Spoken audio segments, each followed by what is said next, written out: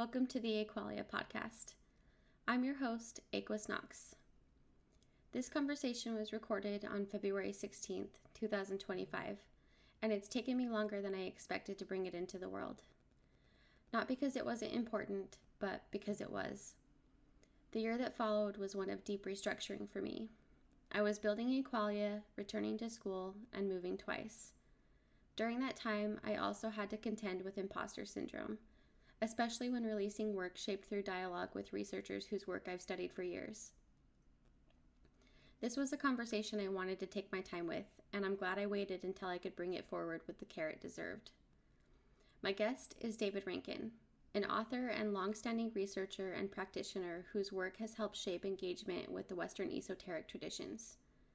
Active since the 1980s, David has contributed to the modern occult revival through books, lectures, workshops, and presentations.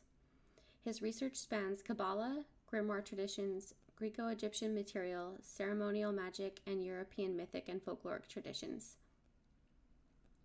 In more recent years, his work has focused on the careful recovery and publication of source material that was previously difficult or inaccessible, particularly within the grimoire tradition, restoring coherence to material that often only survives in fragments.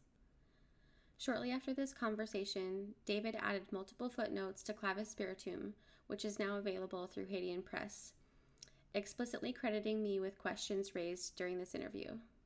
When that happened, I was genuinely speechless for quite some time. It marked a turning point for me, a moment where I could clearly see how far I had come since the early days of this channel, and how meaningful serious dialogue between peers can be.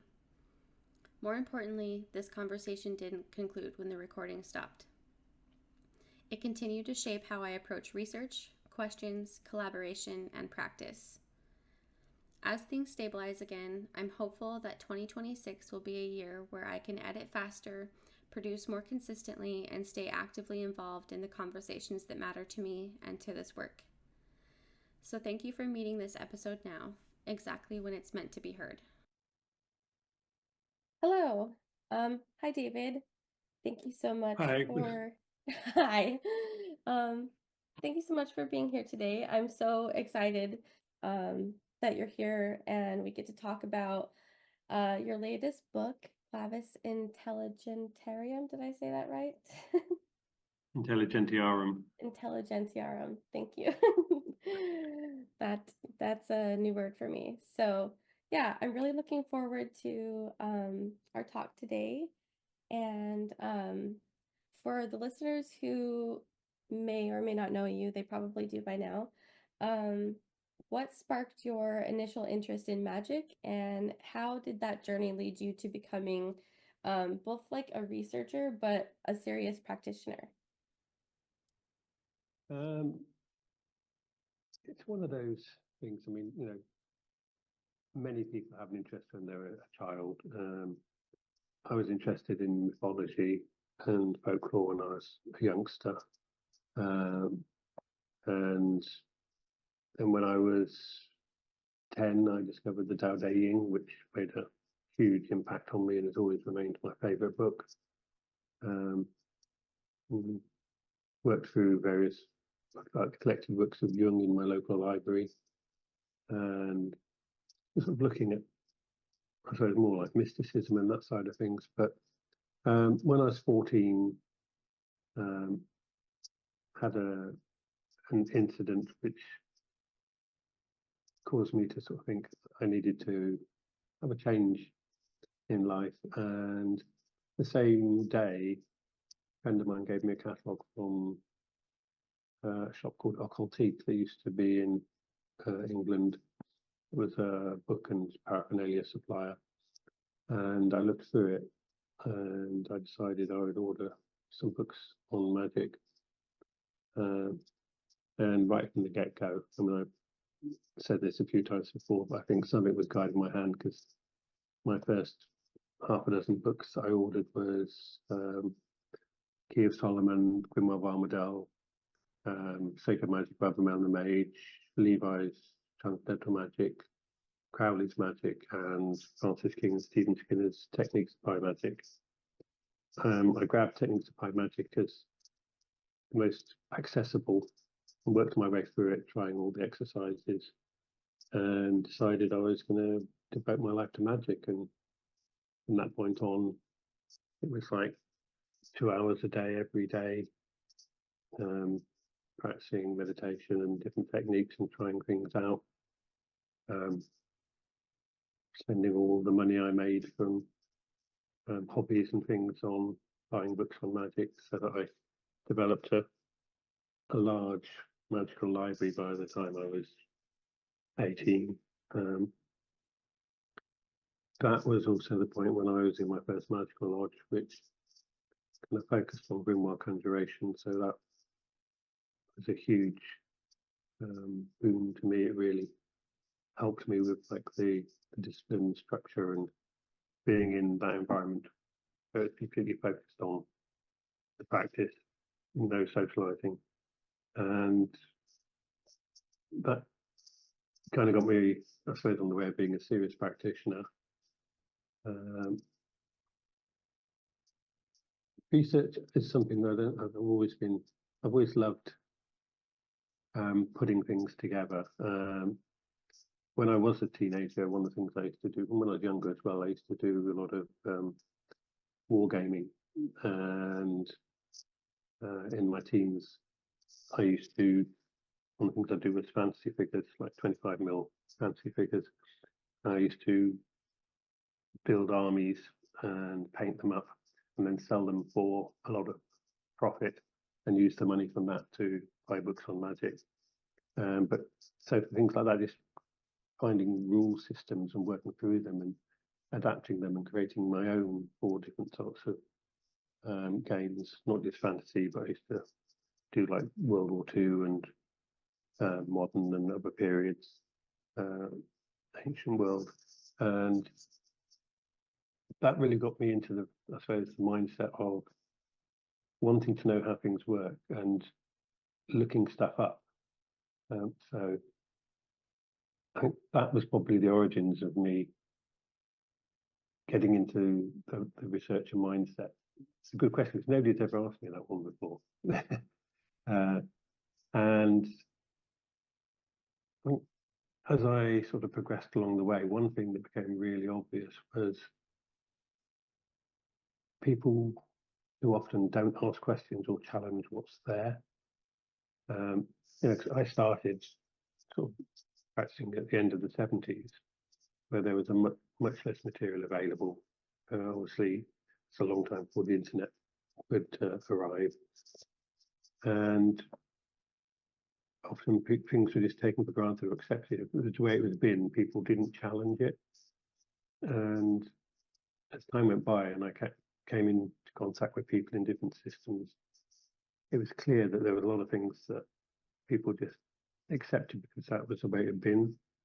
And I always like to know why things are. It's like, if I'm doing a magical practice, I want to know why it works, how it works, you know, where it came from, what are the roots that it was drawn from. And I think that really engaged that side of me a lot more and made me want to start looking at what's beneath the surface and, like I say, you know, the mechanics, the techniques of the sacred, if you like, of magic. And so that's kind of been a theme through my my magical journey. Wow. I'm kind of speechless about that whole thing just because I feel like very few people come into it this way. Um, you know, I've heard a couple of stories that are similar where you just kind of decide one day that you're going to do this seriously and happen to purchase all of the perfect books when you start. So I love that. But also the wargaming mention, I feel like that's a skill that I see come up a lot in you know, people who are interested in magic. And so I love that. And I guess as far as people who don't ask questions, um, I think that's kind of still how people are. um, I remember Jake always telling everybody to always be a student, so I try to keep that in mind and continuously ask new questions because, um, you know, it takes a lot of work. And it sounds like if you've been doing this since the 70s, you've put quite a lot of work into it by now. Yeah, quite a bit. Israel Regardie was once asked, what grade he'd been in the Stella Matutina, and he replied, "I'm a student. We're all students. Anyone who says otherwise is a liar or a fool." And I think there's a lot to that. We are all students at the end of the day. Nobody is better. People just have different experiences, different opportunities. That doesn't make anybody better than anybody else. It just means you've lived a different life, which everyone does, which immediately removes that social construct of competition from magic as well, because you can't compete with somebody else in magic. So that is one of the things that should be apparent to people and becomes an immediate subduing, if you like, of the ego, because there is no competition in magic. If you're on your path, you are doing your thing. You learn from other people. Hopefully, you help other people learn, and it's very much a symbiotic process. And that's the same with working with spirits. It's very much about a symbiosis. That it's a relationship that you develop that you both get something out of. And so yeah, I mean, Jake and I have that sort of shared passion for the wargaming stuff as well. Funnily enough, I mean, when we first met back in '86 at the first Volumic Symposium, that was actually a topic that came up in our conversation, funnily enough. Yeah, I love that. I loved seeing his pictures on Facebook, and wargaming is something that a lot of my friends do, and I think that it's kind of tangentially related in some ways. So, I love that you guys, were able to do that and talk to each other about it. So, yeah, Jake had a lot of interesting and important things to tell us, and being forever a student is one. So, this is kind of an interesting one because on the topic of being forever a student, um, you think you know something and then you realize you don't. So when I read The Intelligences for the first time, um, I was just kind of like blown away because, it was obvious to me that you had been doing or looking into this for a really long time. And so I just kind of didn't know what to do with all the information. Honestly, it was a lot. And so I'm really interested to hear more about how that process like unfolded. Um, so as far as like the intelligences themselves, um, how can we trace them throughout history? Okay, well, Planetary Intelligences, as we're familiar with them, first turn up in Agrippa in his 3 books of occult philosophy. Uh, Obviously, they didn't come out of nowhere, but that's where we first really see this reference to this set of intelligences. And then they turn up in subsequent texts. They turn up in some of the Keir Solomon manuscripts, Boxgrove Manual, Sloane 3821, which has the conjurations, which are in the book. It's the only place where there are actually conjurations of the intelligences. Pneumatologia Occulta, and then subsequently later in the Magus. I mean, some of those are just repeating the stuff from Agrippa. And there's a couple of later grimoires where there's 1 or 2 of them mentioned as well. But there's mention of the idea of intelligences back in antiquity.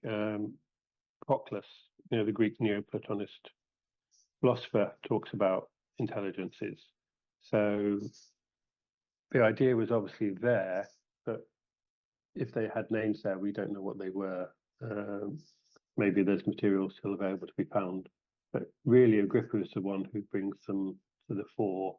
And after that, they then start turning up in sort of later grimoires as a group of spirits to work with.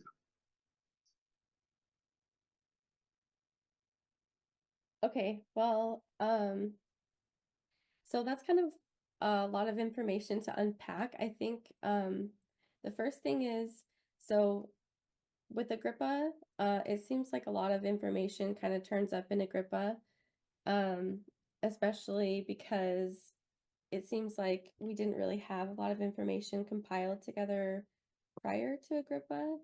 I'm not certain about that, but when it comes to the mention of the intelligences in antiquity, I think that that's really important because, you know, there's this huge gap between then and Agrippa. And so it's kind of a mystery what happened or how they got there. But you mentioned that Agrippa kind of gives us their names. So as far as the process of like conjuring the intelligences, um, in your book you mentioned that there's no like complete process of conjuration that we have for them. So how did you go about doing that for your book? Okay, well, we have the conjurations themselves from Sloan 3821. I have a sort of standard format that I developed over the decades, and so I kind of applied that, and that draws from, you know, I suppose a lot from the Key of Solomon, from Heptameron. I mean, those two are the most significant texts from the point of view of the material, like the consecrations and circles and practices.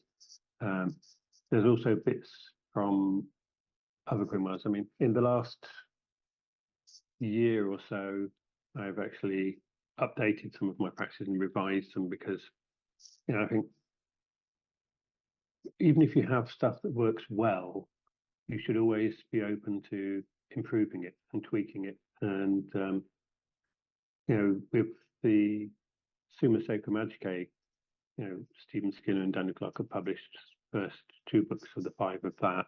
I had access to the material prior to that, and there's stuff in there that made me realize that I could make improvements. So the, you know, the forthcoming Claves Spiritum, which I'm just finishing writing, there's some revisions I've made based on the practices in Summa Sacra Magicae and getting inspired by that, and also things that I've been told when I've done conjurations from the spirits who have said, you know, you can do this, because that's also a key part of it. You know, somewhere along the line,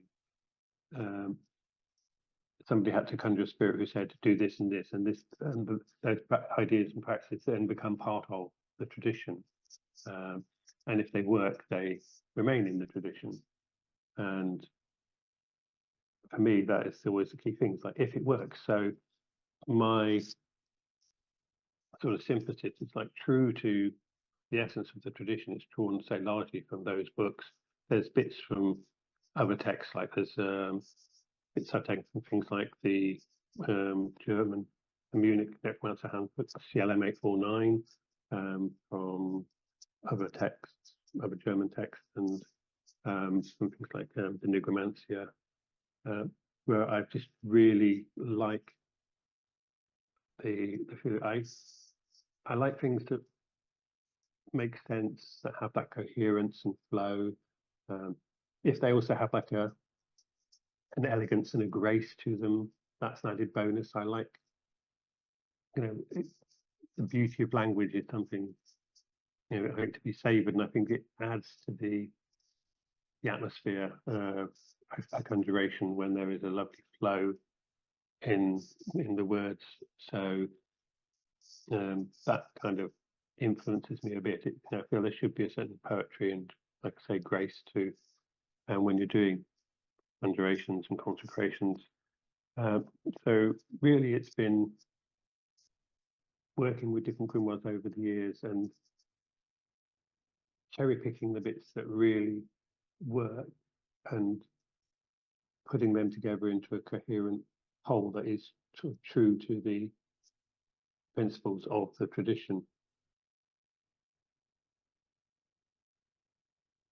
That was really beautiful. I love that you called it the beauty of language and mentioned how it's poetry. But I think the other thing that's really important and that I've only recently started to learn is that as you learn things, your processes kind of change. They still remain rooted in where they began, but are sometimes informed by new texts, such as the Summa Sacra Magicae, which, we didn't really have before until now, at least all the public didn't. And Yeah, so I think that's going to be really important for a lot of people.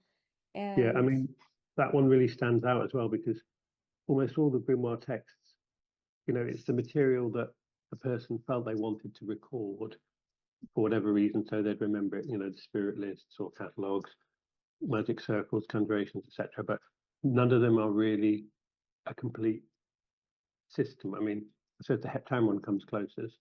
Heptameron Elucidation of Necromancy works as a system, or Swarm Book of Honorius. But Summa Sacra Magicae goes beyond that. It's a synthesis of, grimoire texts that were around at that time when Canellus wrote it in 1346. So it's got the first known Swarm Book of Honorius basically in it, for example, into a coherent whole. And there's gaps that were there in the tradition up until now, which are now being filled by the material that is in the SSM. I mean, like the seats, for example, the seats in Tartarus of like the demons in there that there's been sort of, they turn up in places like Heptameron, but now we're seeing like an earlier coherent whole of them. So I think it's a very exciting work. It's the most important thing since Agrippa, really, to be hitting the grimoire tradition. I think from the coherent depth of information that is present in the SSM, I think a lot of people are going to find it invaluable, and it's going to, open up their horizons a lot. well, I look forward to getting my hands on a copy now because I would like my horizons to be opened a little bit more.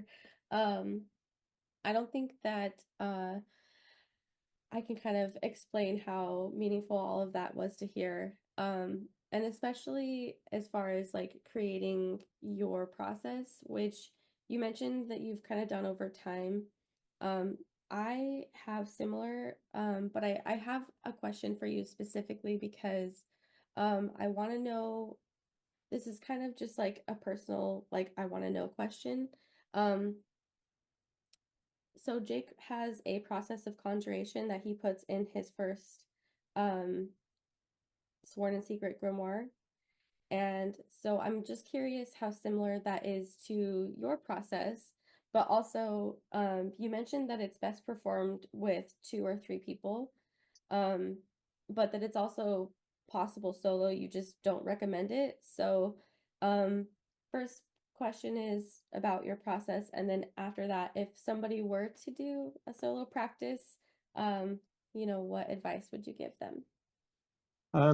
I think there's a lot of similarities, obviously, because the basic structure of conjuration is consistent through the grimoires. You have the consecration of stuff, you have the creation of the circle, you have the prayers, you have the conjuration itself, you have the engagement with the spirit, you have the then seeking information or setting it a task, etc. I mean, where some of the later grimoires go in with a whole sort of binding is, I think, something probably Jake and I both had a similar perspective on that. I've never done a conjuration where I've needed to do any of like the goetic type cursing a spirit side of things. I think of that more as like the engagement with the spirit rather than I don't tend to use the term binding because it has connotations in different directions. But yeah, so there is a lot of similarity because at the end of the day, there's basic steps which need to be carried out, whichever grimoire you're working with, and whichever it's the way the system goes. And I say it's preferable with 2 or 3 people, but solo is, I have done over 50% of my conjuration solo. I talk about this in Claves Intelligentiarum. I don't want to discourage people from working solo, because for most people that is going to be their norm. That is going to be what is practical for them.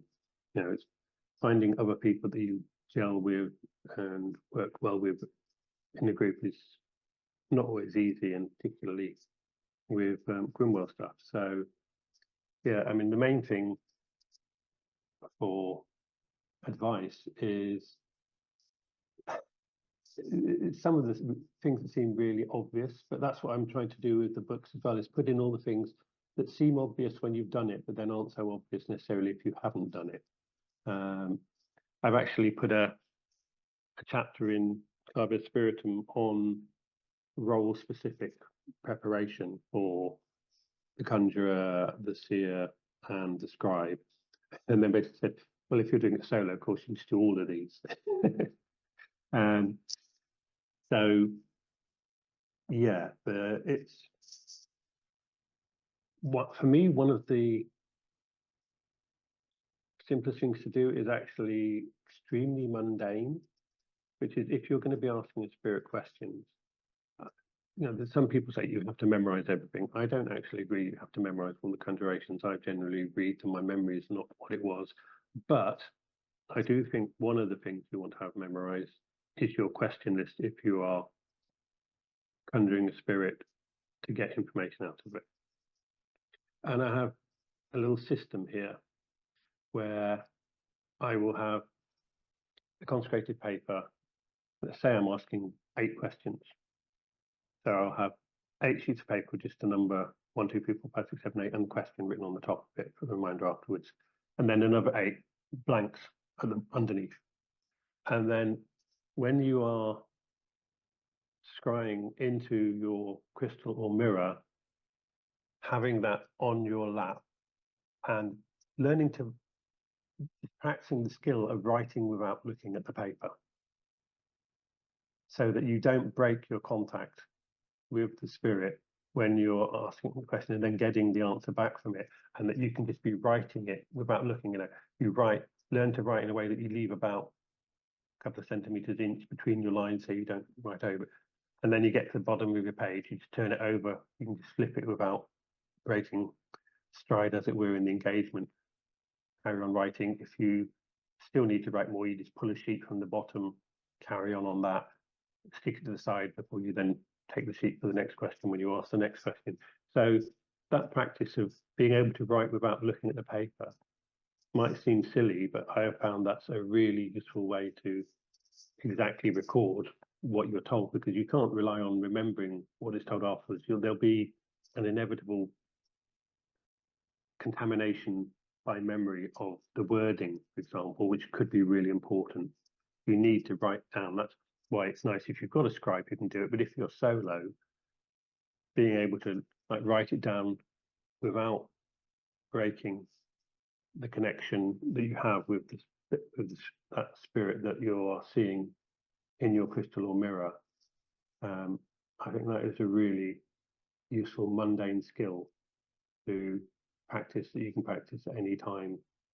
And like I found that a really helpful one. So that's an example of advice I give to someone who does solitary practice.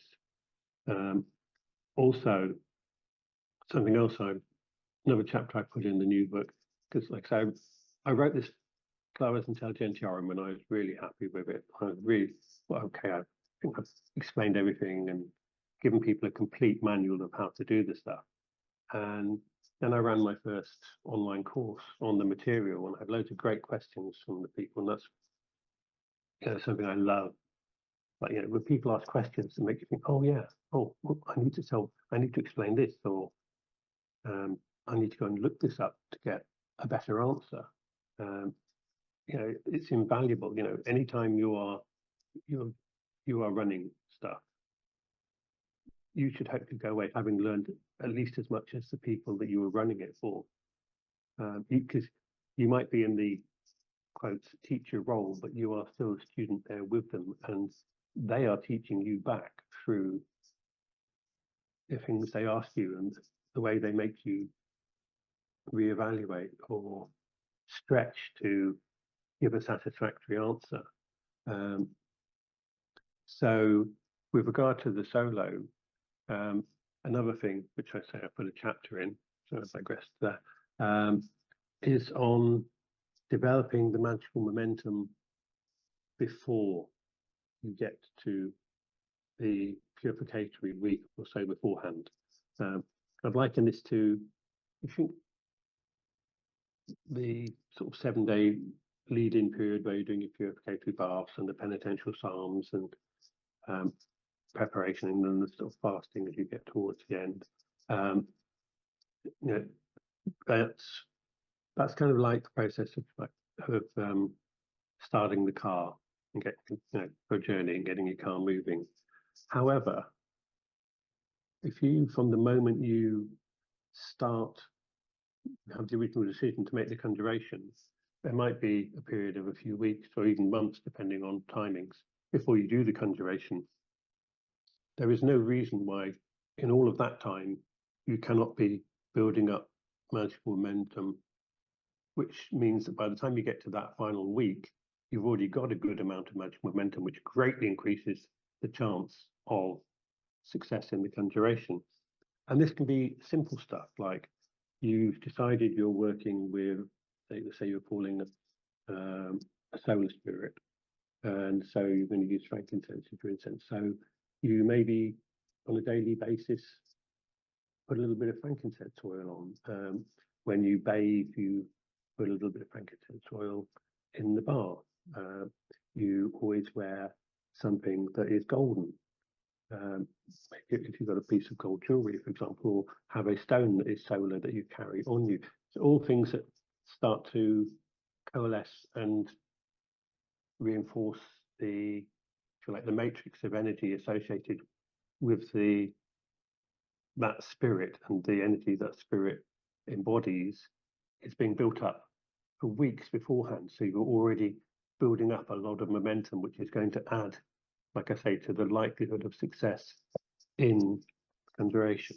It's not just having that week of preparation. If you are doing little things all the while in the weeks before that, I think that is, as a solo practitioner, that really helps, because you've added more, like I say, more momentum, more power into that conjuration, which means that the chances of complete success become much higher. Wow, I feel like you have just completely revolutionized my solo practice. There was so many things that you said that I hadn't done or considered yet, and I'm looking forward to trying. Especially, your call out about memorizing your your contractions or your invocations is always hard. But memorizing your questions, I thought that was really really insightful. And so that you don't break your your connection with the spirit. So that's great. Yeah, I mean, quite a few grimoires do say, holding the book in your hand, and reading the conjuration. So there is no hard and fast law that says you have to memorize the conjurations. You can read them and have just as much success. What I do say though with that is to rehearse them beforehand, read them through, practice them, just so that if there's any bits you find you trip on, in advance, because sometimes combinations of phrasing, and particularly with names when you're vibrating them, if there's a sequence, it can be easy to trip if you haven't. So if you've rehearsed it and that was a bit that's catching me, then if you do it a few times, then you have the flow there. So when you read it, it just flows more effortlessly and seamlessly. I do think the questions is important because, you will have put a lot of time and energy into crafting very precise questions to get the information you want without giving any sort of wiggle room to the spirit. And so I think memorizing your questions, like I say, to keep that engagement undivided is, for me, a really important point.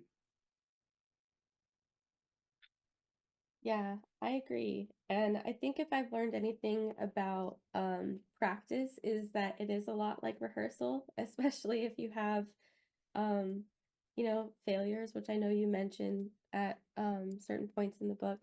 If maybe your conjuration doesn't succeed or go, the way that you intended. Um, so yeah, I definitely can relate to that.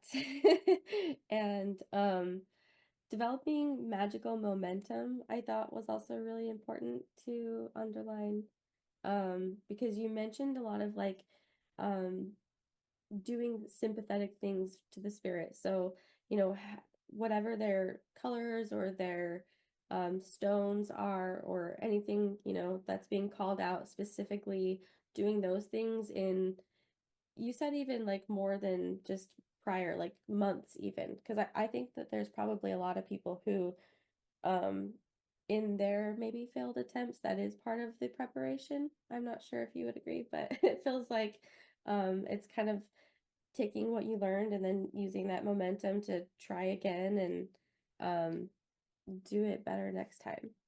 Yeah, but nobody says start when you come up with the idea. People tend to say, "Oh, you do this process. You start. You a week before you consecrate stuff, and then you start doing this stuff." But if weeks or like say months before that you start at just those little things in your daily life, it can make such a difference. There's It's that back to that thing of things being taken for granted, or people just saying this is the way it is, and then people not going, well, why is that the way it is?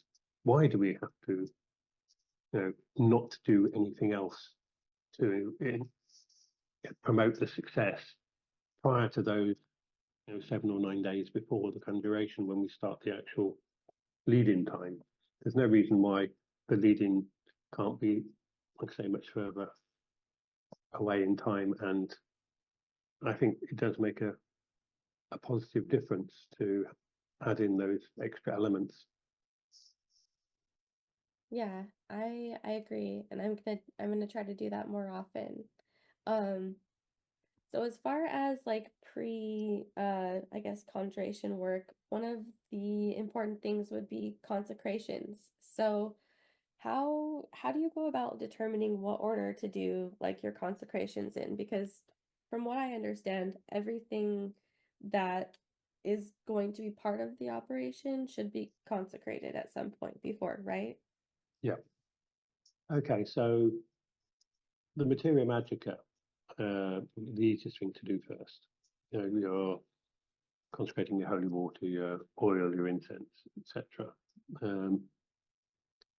Then, because some of those are going to be used in the other consecrations subsequently, you've got them done.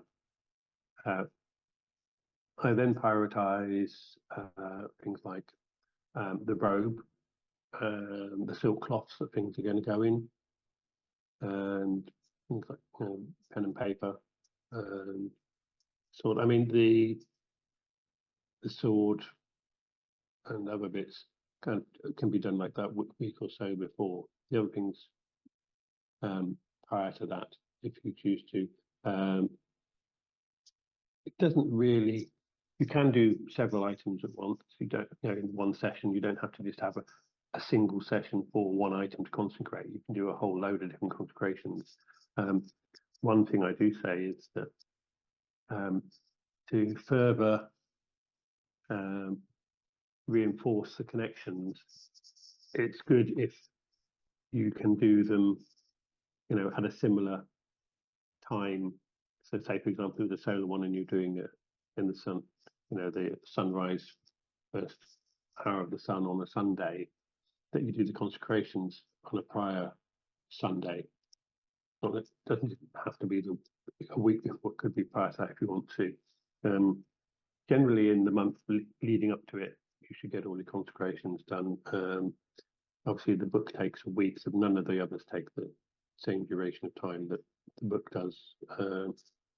But yeah, it's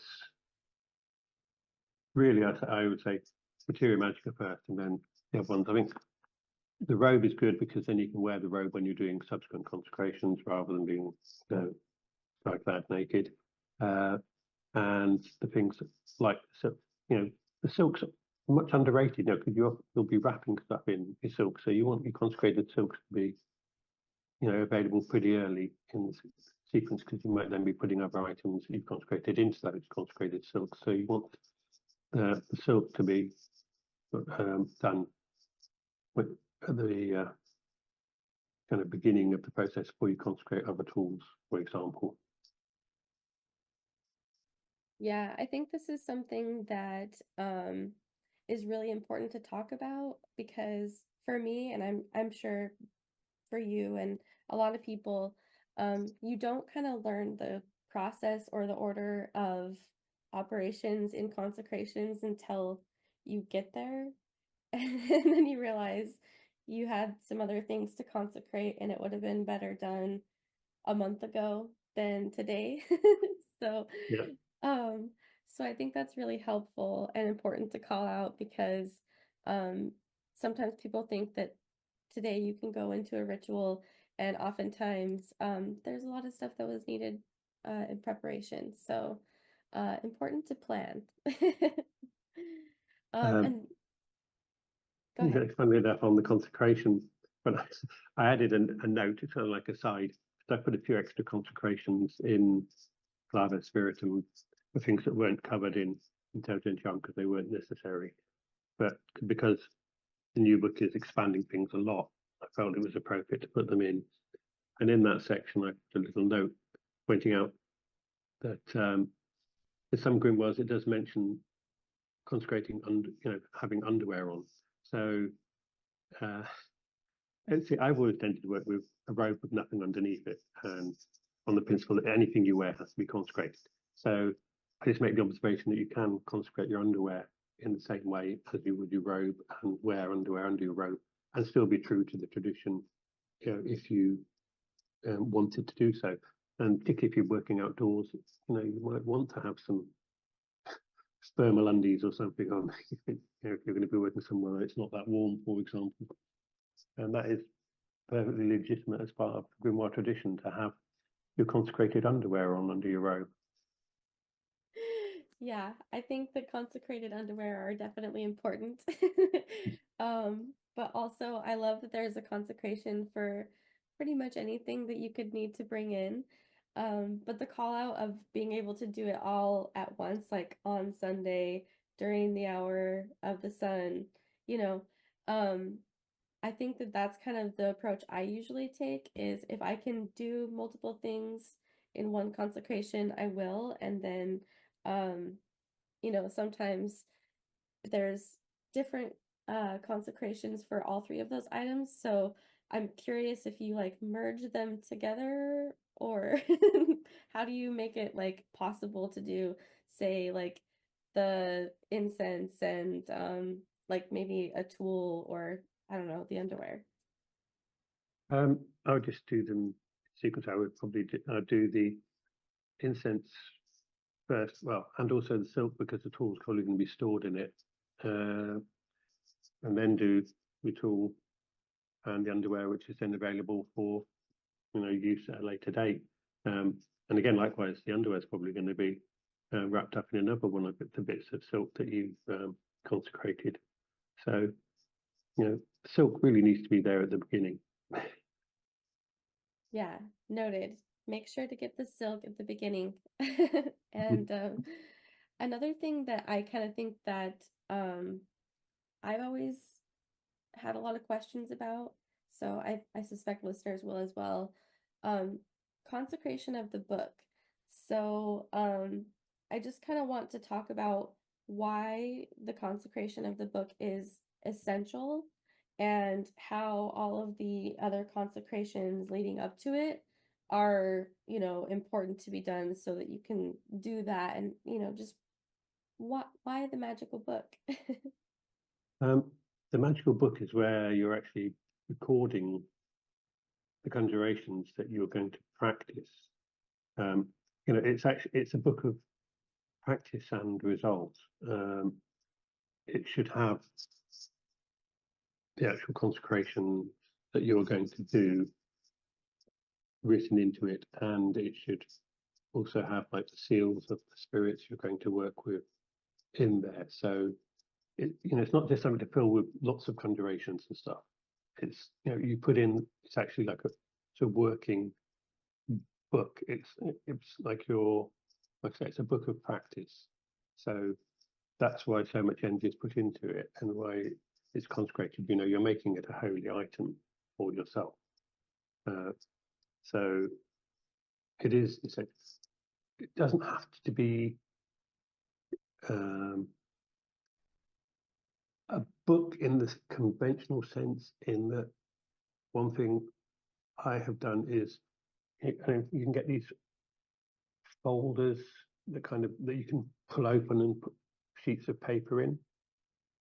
I don't know if you know the ones I mean. It's not like an art sleeve or something. It's actually one where you pull it open as almost and Where you put the can put sheets like in. loose sheets of paper. Yeah. Yeah, I know exactly what you're talking about. And I like to use one of those because then you just add the sheets in as you do it, and you can rearrange it if you need to. So you can just, you're doing a different conjuration, so you then put the sheets from that at the front where you're going to want them, so you can see them straight away. You can also even put them in, plastic leaf folders inside for when they're not in use, which of course you'll have consecrated as well, for protection, and also when you're outdoors from the elements. But it's where your script is going to be, essentially, if you like. So it is really important. And then when you write it out, you can write it in a way that you are going to be able to read it in what might not be amazingly good light. So at a decent size, if it was computer script, you'd be writing it in 16 font rather than 8. It needs to be so you can easily read it in the light of candles or lanterns or whatever it might be. That book is your record of what you have done in the tradition. So it really is like an essential thing, and I think that's why there's so much more detailed and complex to the consecration of the book than any of the other magical items, because that marks your engagement with the spirits as well, because it's going to be where you'll put your answers that you got, those sheets that you wrote when you're asking those questions. They should also go in there. It's what you did and what happened is going into your magical book. So it is essentially your personal grimoire, and that's why I think also items like the consecrations you use and stuff also go in there. It's so that the magician has their own grimoire of the practices they actually do. Yeah, that's another thing that I'm really looking forward to trying now, because I have noticed that a lot of the scripts that I use are for trial or error. And so it would be nice to have a folder to put all of the ones that are successful in a neat order and just consistently update and revise your personal magical book and practices. Because yeah, I have a little box that I keep all of my loose papers in. I think a folder would be much much more organized. And you also talked about going outdoors a lot, which I think is really exciting because I'm often outdoors, and I don't know how many people are doing that these days, but um, it really kind of makes you plan accordingly because of, like you mentioned, the light or the elements or, whatever you're going to be doing, you're going to have to take with you. Yeah, yeah. I've done a whole chapter on outdoor working in the new book in Claves Spiritum, on sort of engaging with the spirits of the place and developing a relationship with them, getting their permission to do the conjuration. I've actually also got a thing for the feast offering before you do the conjuration, as a sort of thank you for, because essentially they're letting you, have a party in their home, if you look at it from that angle, and also I've created a practice which I put in the new book for setting the circle into the environment, so you don't impose it into that environment you work in, but rather you set it into the environment. You connect it through part of the practice to the immediate area, so that again, it's more of harmony. One of the big themes in Claves Spiritum is spirit ecology, and like working in more of a harmony with your environment. I love to work outdoors. I mean, obviously in the early grimoires, they taught it's all about working outdoors. In the Middle Ages to Renaissance, doing stuff, in a village or town or have you, it's the combination of smells and weird calls and names and things that you could draw unwanted attention very quickly and get into all sorts of trouble. Not the same problem in the modern age, and obviously working indoors in a centrally heated house is very comforting and can be nice, but at the same time, there's something about working out in the elements with spirits that I think I just far prefer it, and so there's a lot about that, and like I say, developing that relationship beforehand with the spirits, getting permission to work in the place, etc. And as you say, what you carry, so it's like, even from that perspective, lanterns to put your candles in so that they don't get blown out by the wind.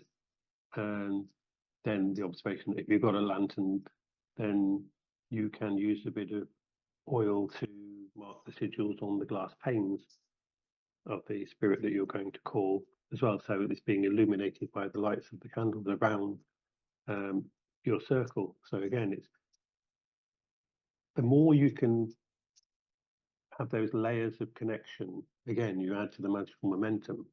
And so what I try to do with the first book, and I think gone further with in the second book, is just putting in all these suggestions for little details and things which just add extra layers and can, like I say, help increase the chance of success with your conjuration.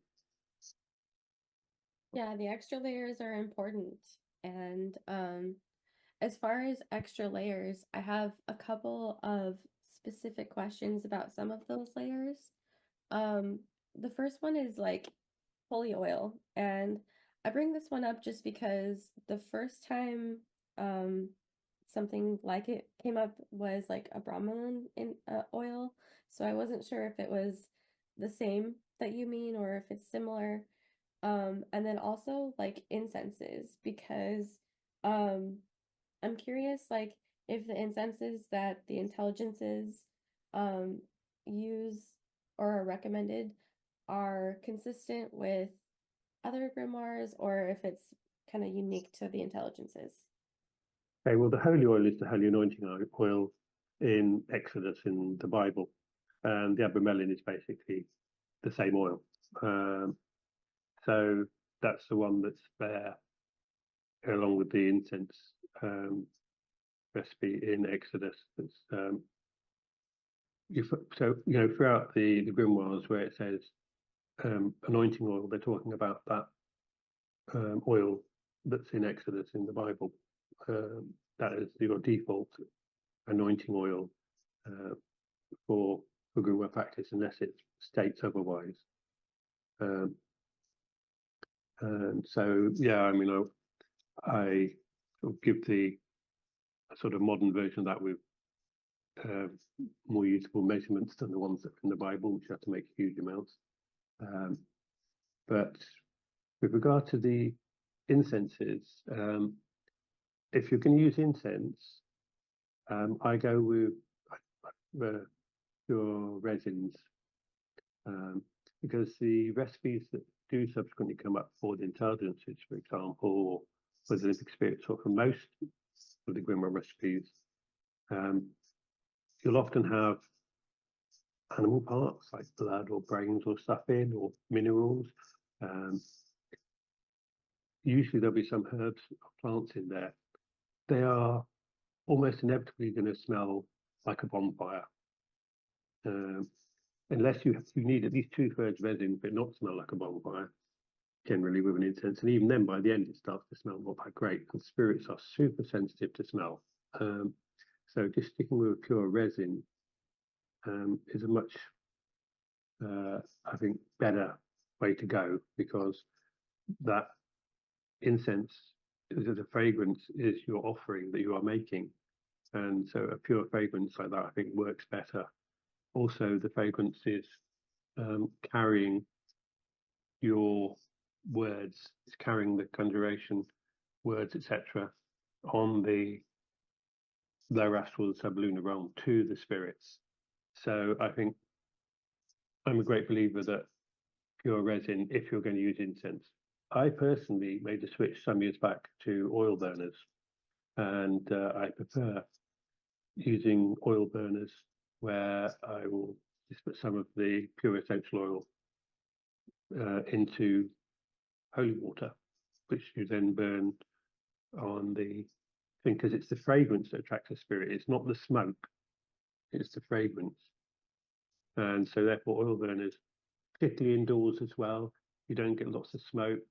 So people don't end up coughing and choking if they've got any sort of chest condition or asthma or anything. Using an oil burner or oil burners is also a nice solution to not triggering the asthma or causing people, like I say, to cough.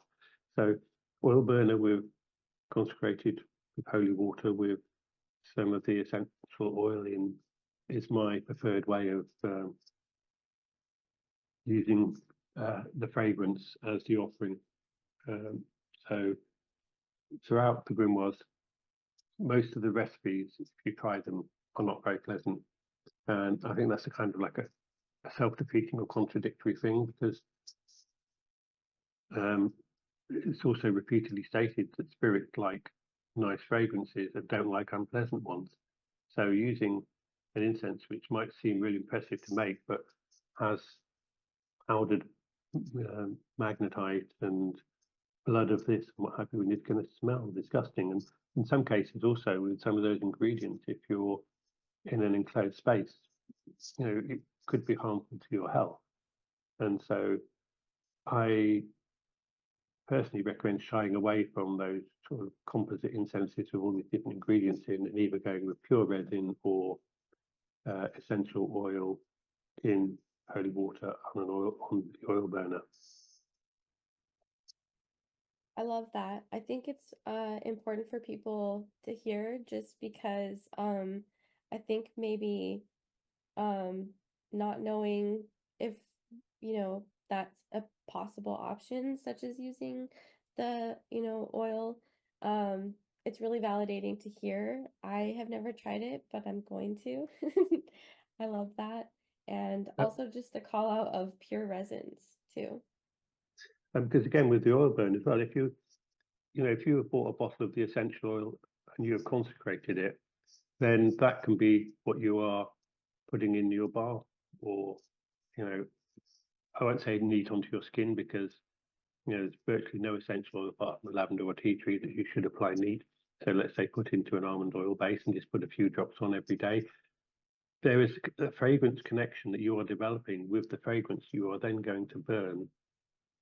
Literally, it's from the same bottle, in the Conjuration.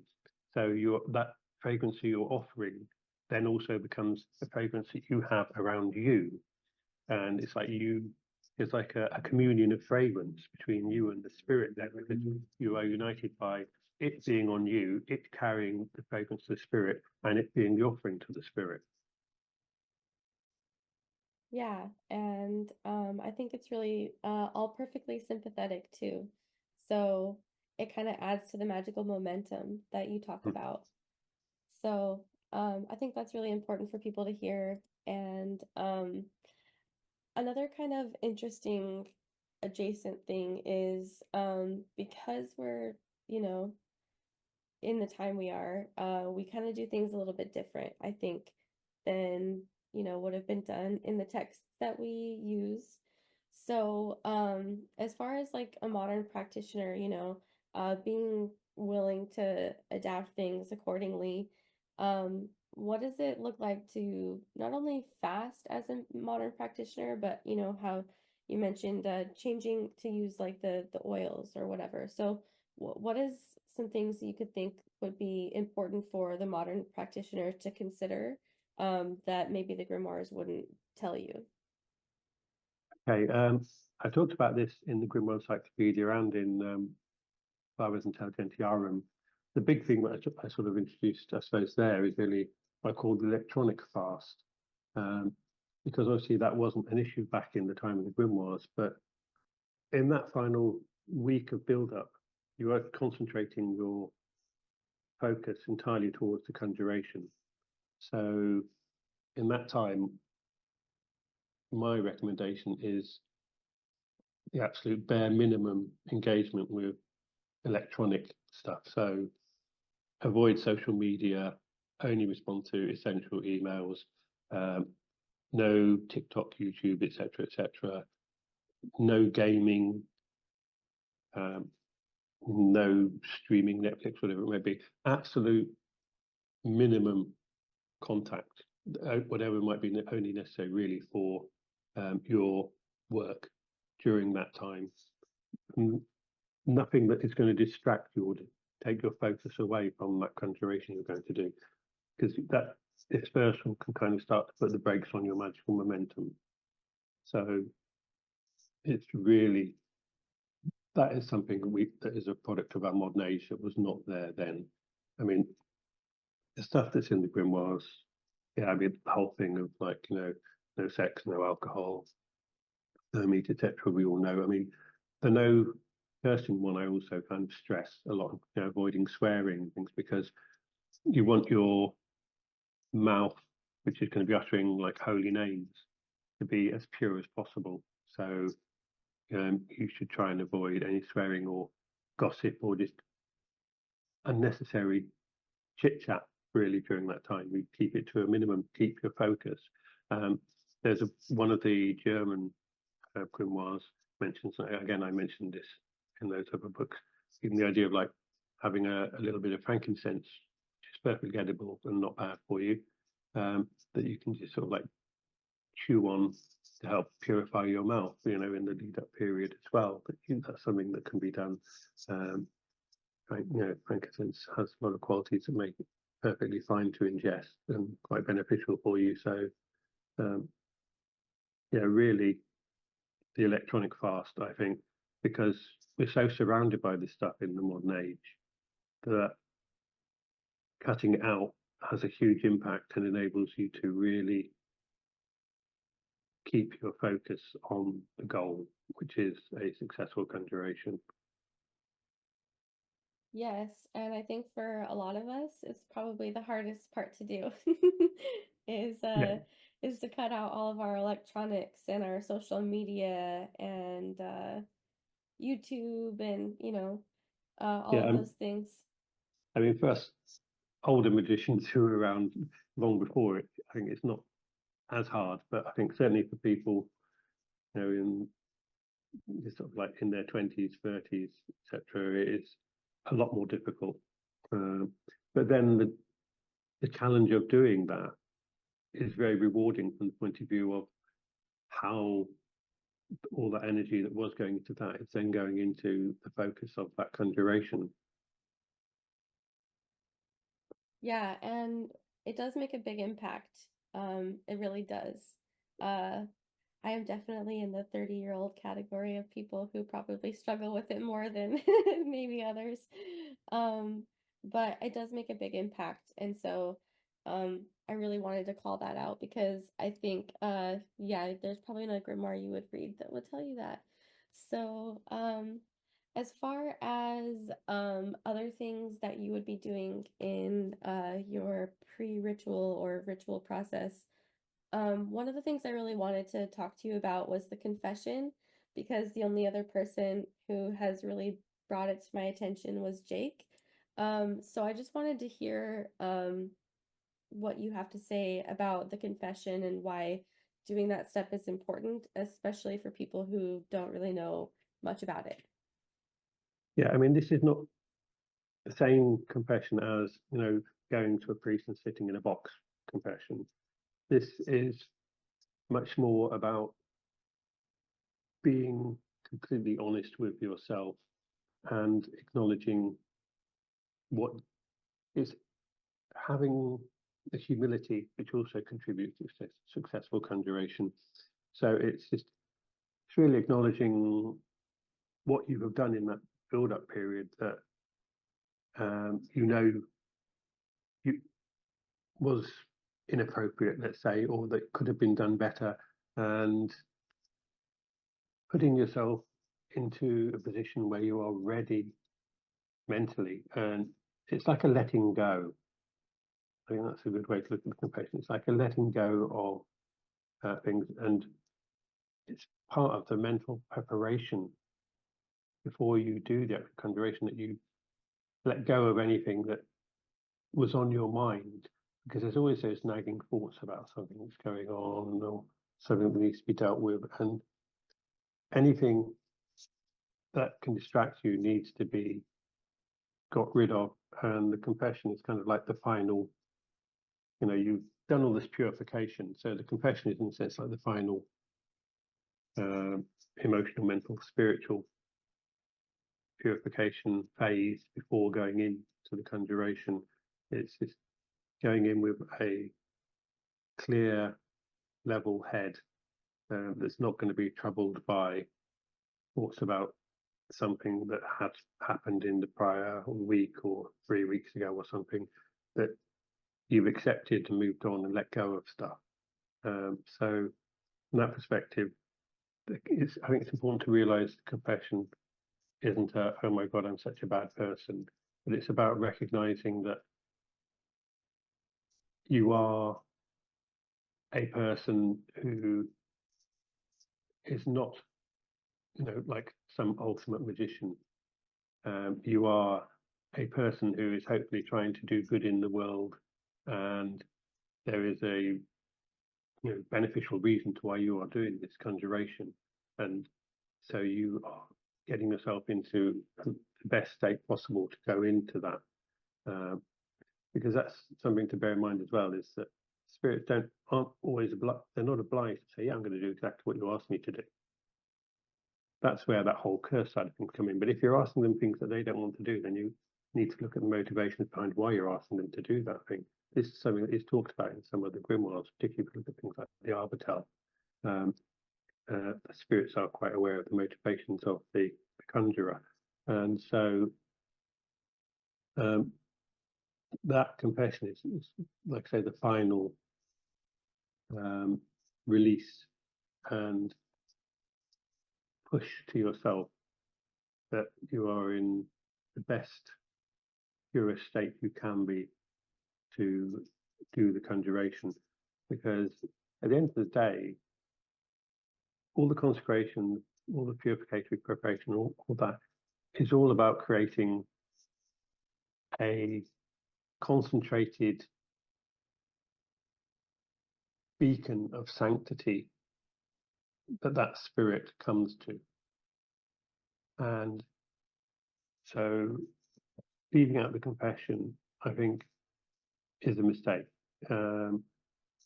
don't let the ego get in the way. If your ego is getting in the way, saying, I don't need to do a confession, then you've got a problem straight away, because compassion is also about letting go of ego.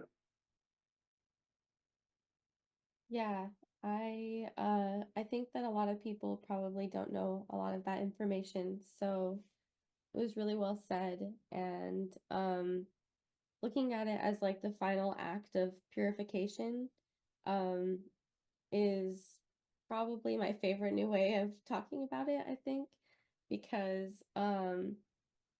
by the time you get to uh to doing it, you've already had to do a 7-day purification, or you've already done all of these things, and you're about to enter into, the ritual that you hopefully divided your attention solely to that in the week before.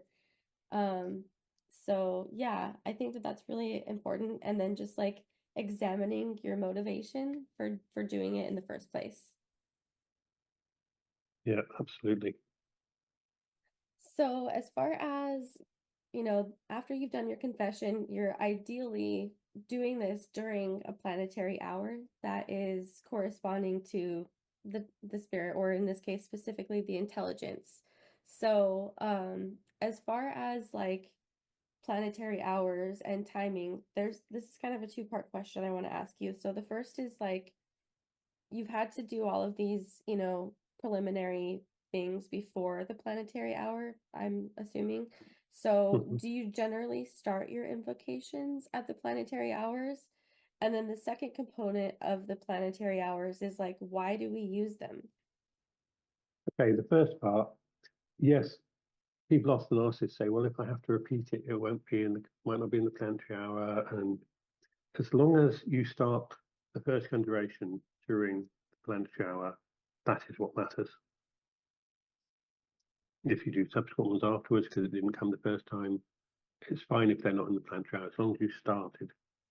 Even if it's in the last 5 minutes of the planetary hour, that is fine. We use them because, again, it's that thing of momentum. They seem to be the best times to catch them. We don't know what spirits do in their lives. It's, I think, a huge mistake to try and anthropomorphize spirits and put human qualities onto them. They're a completely different type of being, or types of beings, rather, plural. And so planetary hours, planetary days, particularly for planetary spirits, seem to be their most available times, the times where you're most likely to be able to contact them and then respond. So from that point of view, yes, they are very important. I would argue, based on my experience, that if you had to choose between using an appropriate planetary hour or an appropriate planetary day, hours trumps days. Always try and go with the planetary hour. It's good. It's better to have the planetary hour and the planetary day. But if you have to do something in a hurry, like if you needed to do something simpler than a whole conjuration with a particular planetary spirit, it needs to be done same day. Just go with the next planetary hour on that day. And okay, it might not be the right day, but as long as it's planetary hour, that is the most important factor. So I think the planetary hours are actually very important. Yeah, I agree with that, and I love the call out of being able to just use the hour if it's for like a smaller operation, rather than like a full conjuration for this working where you're maybe preparing something before, or you have something to do really quickly. Because getting it perfect all the time is sometimes a challenge. So, um, as far as like knowing how to calculate planetary hours and other things, how much like astrology would you say people need to know, if at all, before they start trying to do this? Not a lot. I mean, you don't need to know any astrology to know the planetary, to be able to work out the planetary hours. I mean, if you're working with planetary spirits, whether they be planetary intelligences, Olympic spirits, planetary angels, whatever it may be, I think it's a good idea to, if you can, just do a, there's online software where you can just get a chart, drawn up pretty much instantly for any time and place. So have a chart drawn up for the location of where it's going to be at the time you are planning on doing it, just to make sure there are no major bad aspects. That is the primary concern I go with. Some planets are positive to each other, some are not. So just checking that if there's another planet which does not get on well with that planet, that it doesn't have any major negative aspects that would affect it. That's not to say that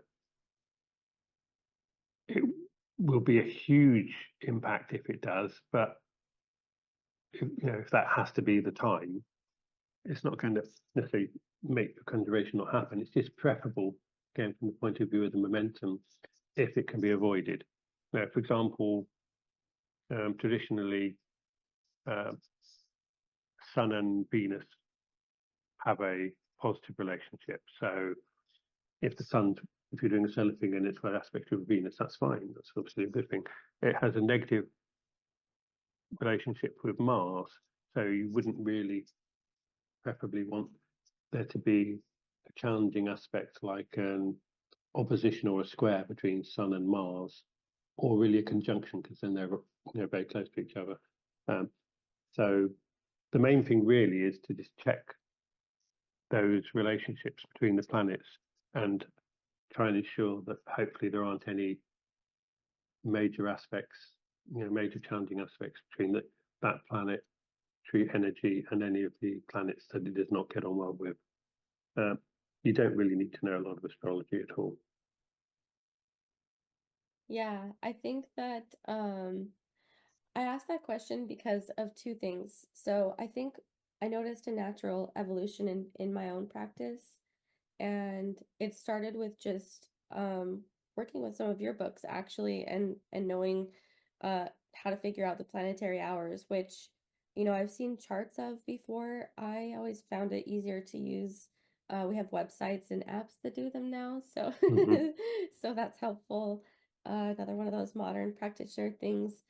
But also just astrology kind of was a secondary layer that I added on after. So learning the aspects and things wasn't something like drawing a chart for an operation wasn't something I started doing until after I was already comfortable with the idea of planetary hours. So yeah, so I just kind of wanted to hear your your idea of if it was even necessary or if it wasn't. So another thing that I kind of wanted to ask you was about just like the evolution of practice from beginner to having all of your items consecrated and ready to conjure your intelligence the first time. So, um, have you ever thought about how long you think it would take for somebody who just started to gather and do all of the things they needed to prepare to do their, including the Book of Spirits, to conjure their first intelligence? I would say, comfortably, you could probably do it all in a month or so. However, there are going to be factors there that are going to influence that, may mean you take longer. The most obvious one being getting hold of a sword, if you don't already have one. Because the sword is kind of a key thing in conjuration, and you hopefully want to get a nice one. There aren't that many things you need to spend that much money on, but it is worth getting yourself a nice sword. One of the tips I put in the book that I will just mention again here with the sword is if the grimoire you're working from has different symbols or words on the blade, which does happen, I recommend your sword not have names and things engraved on them, and then you can paint them on with natural red ink for the conjuration you're going to use them for, because it may be that you do a different conjuration another time, you would want to have different things on there, so you can always then remove them, reconsecrate, and paint on the appropriate names on the blade that you would then want for that conjuration. So when you buy your sword, I recommend having a clean blade, not one that already has names and things engraved on it, because then it can be a multi-purpose sword that you can use for any conjuration with any grimoire. So how long it takes you to get the sword is probably going to impact, if you don't, like I say, if you don't already have it, how long it takes for that thing. But the actual consecrating, getting all the rest of the items should only take you a few weeks, I would say. It doesn't need to take that long. I've mentioned in things elsewhere, don't put obstacles in your own way. It's not a hard process. It's not even that complex. It's layers of simplicity that build on each other. That's how I always describe things like conjuration and magic in general. It's, don't try and put obstacles in your own way. You don't need to. Just consider that you do one thing, you do another thing. Things build on each other, and they build and build. You build strong foundations, and then you have a strong structure on top of that foundation. So take the time that you are comfortable with on it as well. You don't need to rush. So I would say anything between 1 to 6 months for your first conjuration, depending on how you feel comfortable with and what's going to be a good time for you, because you're also going to need to factor in things like, if it's not on a weekend, you also need to not be working on the day of the conjuration. It's preferable to not work the day before or the day after as well. So that might be that you need to have time off work for. There's aspects of in your mundane life that need to come into play as well, that need to be considered there as well. So yeah, I think allowing up to 6 months, and during that whole time you can, as we've already discussed earlier, be doing things that are helping the magic momentum, like with the wearing an item, fragrancing yourself, carrying a crystal, etc., that all help in that build-up period. There's also the thing of, which I meant to talk about in Claves Intelligentiarum, of making a dream charm as well, to help develop your engagement with the spirit in your dreams and keeping a dream diary of anything, any results you get, because that can also help make it easier in the first conjuration if there's already been a connection there, because there, at times spirits will talk to us through and communicate through our dreams. It's easier in a lot of respects for them to communicate in our dreams with us. So that is another factor that can be considered. Yeah, I think dream diaries and just journaling is really important. I could do better at both of those things. I do journaling okay, but a dream diary, especially because it is an easy way for spirits to communicate with us, is an important call out.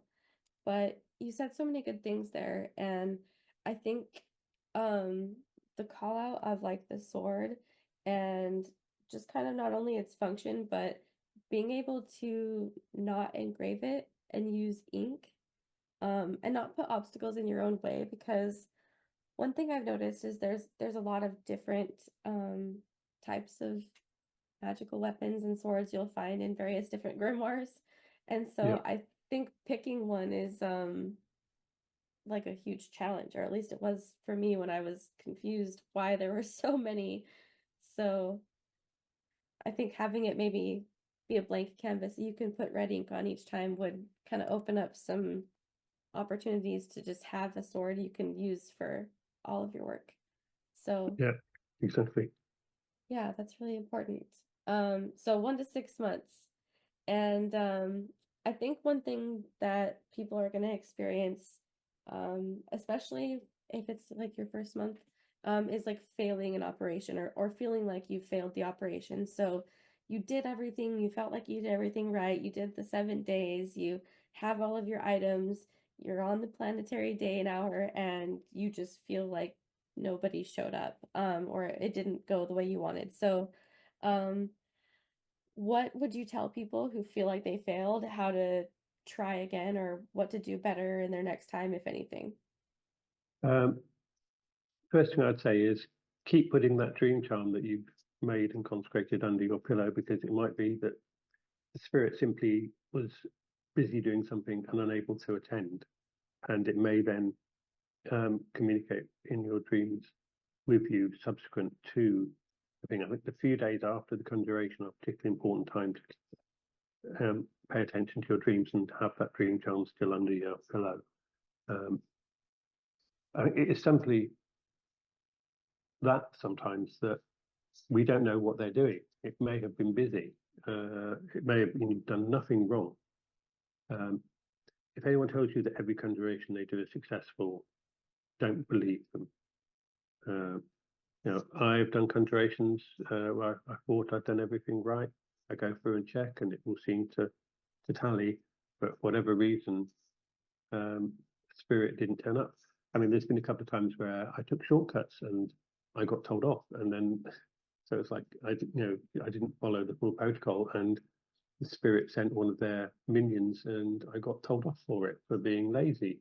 So that was a long time ago, I would hasten to add, but this makes the point that there are protocols and things that they are there for a reason. There is like courtesy there. Treat spirits with respect when you engage with them, and you're likely to get respect back. And sometimes there is no obvious reason why it went wrong. In those circumstances, you just have to go again. There isn't a guarantee that the spirit is going to turn up, but you can increase the chances by following all the steps, by increasing the magical momentum beforehand. But don't get disheartened, because it happens to everybody. And anyone who says they turn up all the time, they talk to them all the time, etc. They're either bullshitting or deluded. Yeah, they are most likely bullshitting, because I've been in that place one too many times where I thought I did everything right and the spirit didn't turn up, or even like when you call out about how I feel like it's kind of like getting a voicemail, um or maybe like a response to a letter where you get information in your dream a couple days later and you're like, wait, so you did you did hear me say that? Okay. So yeah, it's just kind of like getting up the, I don't know, the courage or the inspiration to try it again. That's always challenging. And so you have some really great advice. But also, once you have done it once, even if you didn't really get the result you hoped for, you've done the whole process, so you know what to expect next time, and there will be a better flow, because it's like with other skills, the more you do them, the more fluid they become, and it can take practice. Quite often people seem to have beginner's luck with their first conjuration, so that's not something to discount. I mean, my first conjuration when I was 16, I look back in horror at some of the things I did, but it still worked, luckily for me, and was incredibly fruitful for me. So now I would never recommend somebody do what I did for that. I mean, most of it was fine, but there's some bits of it I would just think, I wouldn't tell someone to do that. I would tell them to do all these other things which are more likely to give them success in a positive way, where there aren't things that are likely to go, the potential for things to go wrong or be negative in any way. So it's a fact of life. It's that whole thing. Magic is kind of like an art and a science. We can follow the scientific steps, but there's always the artistic side to it as well. And we don't have 100%. It's not like there is an absolute guaranteed manual if you do this and you're always going to get the result, because there are factors that we can't control. Number one being the spirits that we are calling up. We are not controlling them by conjuring them. Well, you could say we are when we're not. We are inviting them to engage with us. some people might think I'm being a bit fluffy saying that, but for me, spirits are very powerful beings, and there are protocols and ways to deal with them, and that includes respect and it being a mutually beneficial process for the conjurer and the spirit. There needs to be something in it for them as well.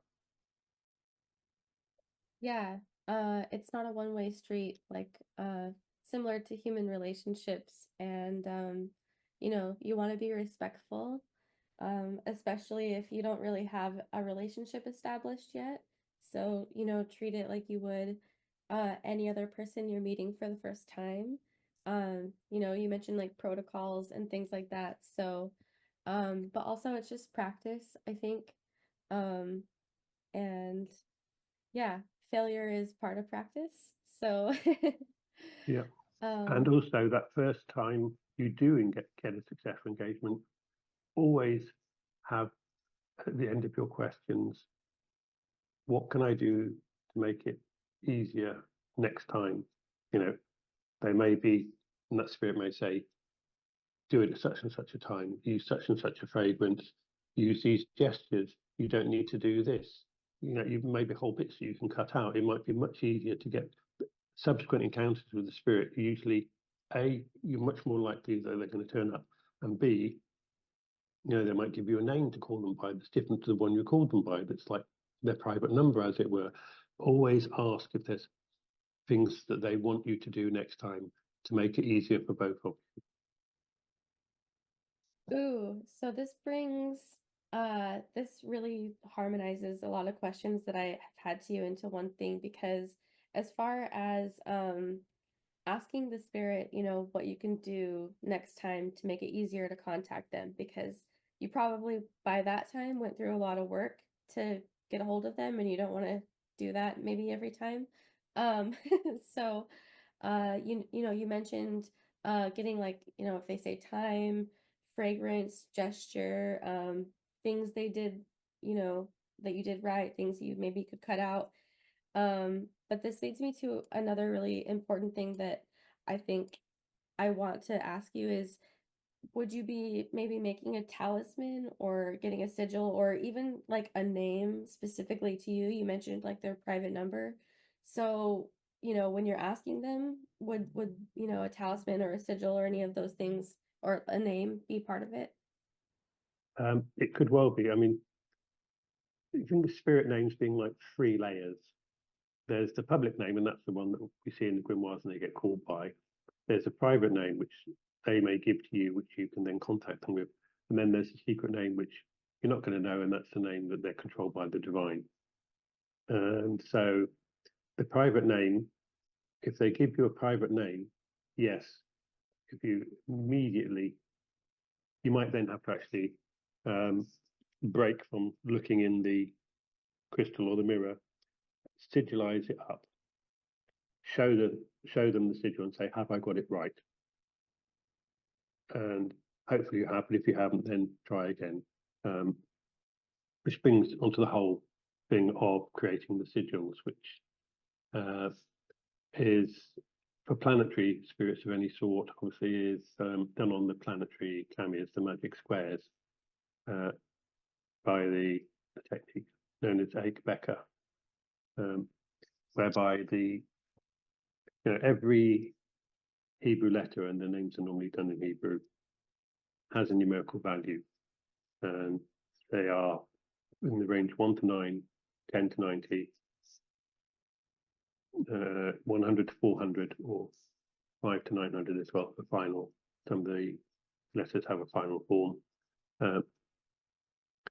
So Aequus is a 3x3 square, and each of the 9 compartments has the letters which correspond to the number, or the number with the 0 on the end. So the first compartment has A, Aleph, which is a numeration of 1, Yod or I in English, which has a numeration of 10, and Quoth or Q in English, which has a numeration of 100. So it's a 1, 10, 100. So then the second square is 2, Bet or B in English, Kaf or K, 20, and resh or R in English, which is 200. So when you get the name, let's say you were given the name, I don't know, Bradiel, and let's say it's a solar spirit. So the first number, so the solar cameo is 6 by 6, so it has the numbers 1 to 36 in. So you're going to go, okay, Bradiel sounded like it was Bradial or IEL. A-N-E on the end of a name are always taken as an A anyway in the Hebrew, the L at the end of names. So it starts with a B, which is Bet, so that has a number 2. So you put a little circle in the number 2 on that cameo. Then you've got Resh, which is 200. There's no 200 in there, but there is a 20. So if the number's not there, you knock a 0 off. If it's still not there, you'd knock another 0 off. So that 200 goes down to 20. So from that circle in the 2, you then draw a line to the square that's got 20 in. Then you've got A, which is Aleph, which is 1, so you draw a line from where that was in the 20 square to the 1. Then you've got D, 4, draw to the 4. Then you've got Yod, which is 10, so you can draw to the 10. Then back to Aleph, which is 1, and then Lamed, L, 30 to the 30, then another little circle. So you've then sigilized that name on the solar square. So you then show it to Spirit and say, is that right? If they say yes, boom, you've got that, which would then be the sigil that you would put on the seal that you put under your crystal or mirror next time you call them, and that you would put onto your lamen that you're wearing on your chest. That is basically how you do it. It's if the number is in the square, you use it. If it's not, you drop the zeros until it is. So for example, Lamed has a value of 30. So any name for a planet below the sun, so for Mars, which is 5 by 5, so it goes up to 25. Jupiter, 4 by 4, goes up to 16. Or Saturn, 3 by 3, goes up to 9. Doesn't have that 30 in, so if there's a Lamed, that 30 would lose its 0, and you would draw to the number 3 in that square. And that's basically how you sigilize with Aequalia. I can't believe you were so easily able to describe that process, because it is quite challenging when you're first learning. So you've really given people some important information, just because, sigil construction doesn't really uh, come through when you're reading a manuscript the first time. It's kind of already figured out, or is sometimes incorrect. So kind of knowing the process, so that, is it Ackbecker? Is that how you said it?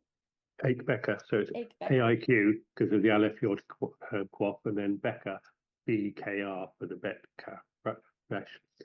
That's why one of the things you should always have in your conjuration is some sheets of paper with the cameo of that planet in, ready for you to draw on.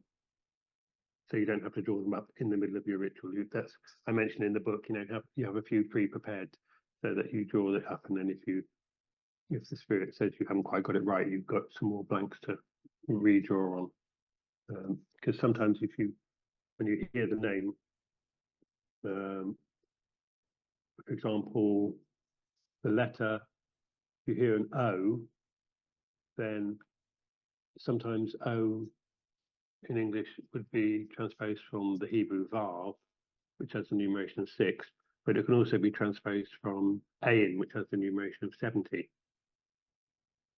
So, if you heard the English, you've got to bear in mind that the transliteration, sometimes there can be 2 options. That's why I say have a few blanks. And if it says it's not right from the first time, then look at which letters could have been misrepresented in the way you put it across. Wow. That's a really interesting thing that I think most people, wouldn't even consider into their practice until they're further along, is just bringing a bunch of cameos ready to try that process. But Um, also the spelling difference, that's really important. yeah, I mean, it's good to have a list of the Hebrew letters with the different transliterations that they go across from. I don't know if I put one in the book. If I didn't, I will. Um, I've definitely put one in Claves Spiritum if I didn't put it in Intelligentiarum. I don't think I did I? There you go. Thank you, because you've just given me a prompt for something I need to make sure goes into Claves Spiritum. Yay! I love that because yeah, I think um the difference in spelling or even just knowing how to do that, constructing and all of that is really important. So I look forward to that, whether it's in this one or in your next one. Yeah, Um, that will go into Claves Spiritum. I will add an appendix with it because that is something that you could easily trip up on because like I say, there's more than one letter where you could transpose it across to a different Hebrew letter. Or if you heard, for example, a sound that you weren't sure if it was like a K, you heard a K sound. Was that K or was that like a CH of Chet? So I will, I'll put that table in. I think that is an important factor because an awful lot of people might not really have much knowledge of the Hebrew alphabet. So yeah, that that should definitely go in. So I will put that in with a little footnote thanking you. Thanks. Yeah, I'm one of those people who don't know Hebrew that well. So, so that's going to be very helpful. But also, I kind of just noticed this in general with spirit names, um, because sometimes it looks like names could be maybe potentially the same one, but they were spelled different, maybe due to the person who was on the receiving end of that, conjuration or maybe working with it. So um, I think that's going to be really helpful. And this brings me to kind of my next question because it's something I'm always curious about since you're, really deep in research and you probably see and have to think about this quite often.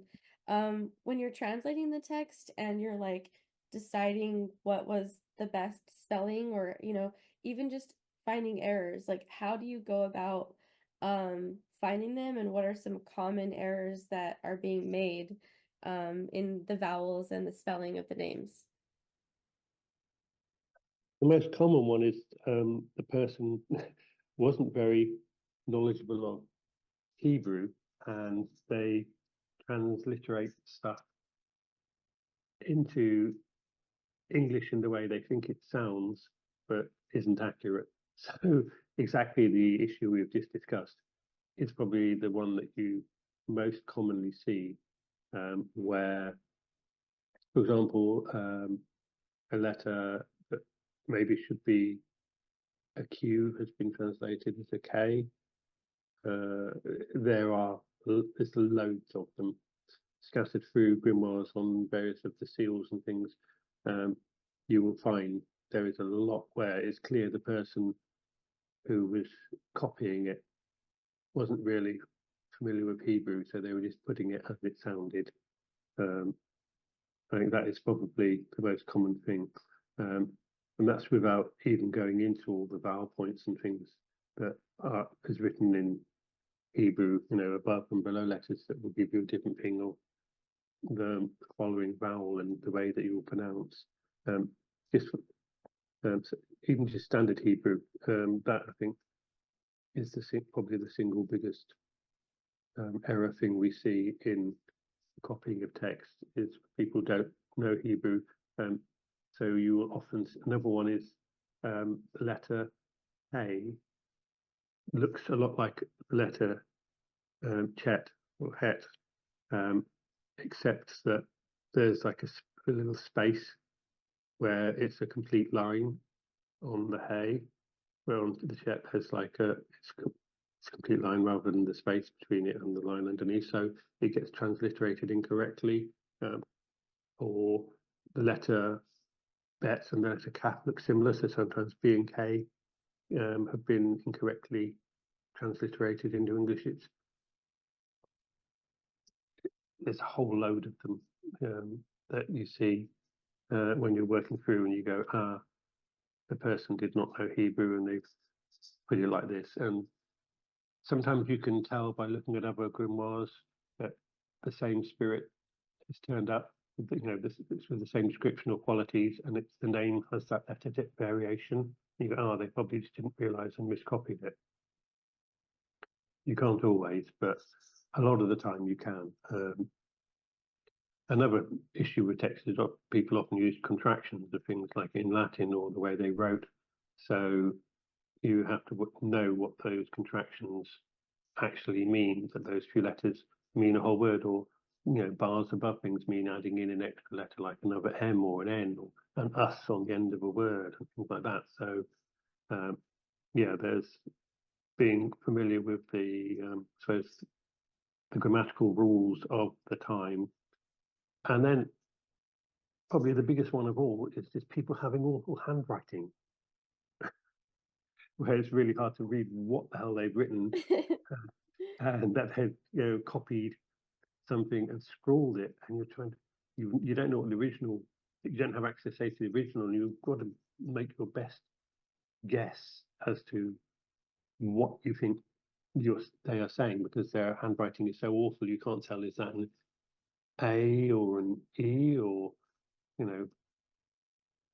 is that actually an I that they forgot to put a dot over, and it can be a nightmare. It's the further back you go, the harder it gets as well with the translating stuff. Yeah, I can imagine. And this is where I think it comes into being a specialist, or being someone who really knows what the source text is that they're working with. And then there's also a large chance that the person who gets it isn't going to know those things. And so it's interesting to just look back through all of the manuscripts and kind of compare them. But I noticed, like, in your grimoire encyclopedia, there's a lot of, mention of the similar spellings or things where they have the same, like entry, but it's maybe spelled slightly different. So yeah, I'm sure that's really something that you have to pay attention to when you're not only, doing this practice for yourself, but then publishing. So thank you for your work and for the massive amounts of information that you have compiled and done for everybody. So I think there's been, mention of it throughout this. But your next book is hopefully coming out very soon. It sounds like it's going to be absolutely loaded with information and things, relevant to people who have already started to dive into your first book.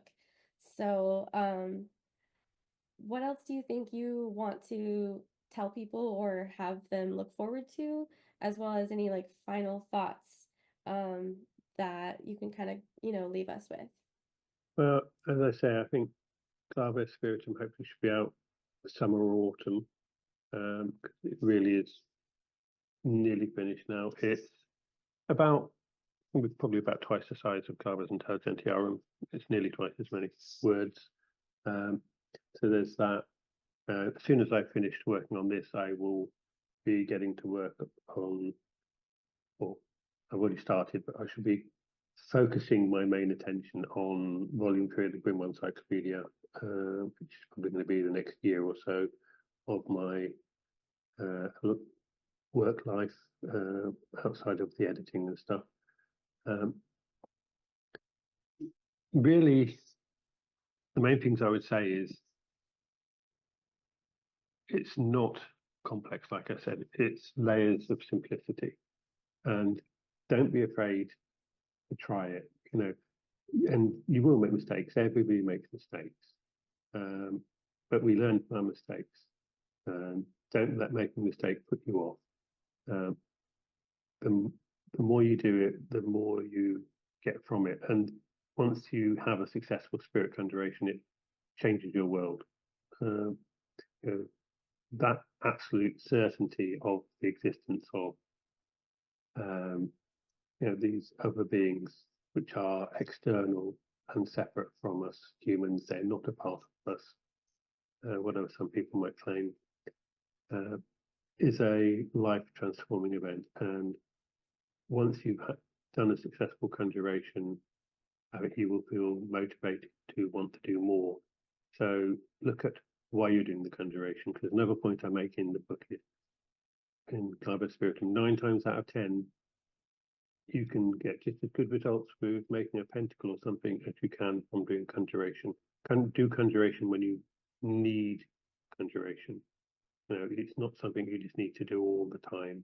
Conjurations are for major things that you want to get results with. Yeah, that is very wonderfully said. And I think you have shared some really amazing insights. I'm really grateful that I've had this opportunity, and I'm very much looking forward to your next book. Before we close, I want to thank David for the depth, kindness, and generosity he brought to this conversation. And I want to thank you for taking the time to listen. This work and conversations like this one matter deeply to me. They reflect the kind of engagement I value most. Taking the material seriously, allowing room for precision and uncertainty, and approaching these traditions with patience rather than haste. This is the kind of dialogue I aim to host on this podcast. Conversations that open pathways rather than closing them, and invite listeners to think alongside the material rather than being told what to conclude. If something in this episode resonated with you, I encourage you to sit with it, revisit the sources, and follow what continues to surface for you over time. Thank you for listening, and I'll see you in the next one.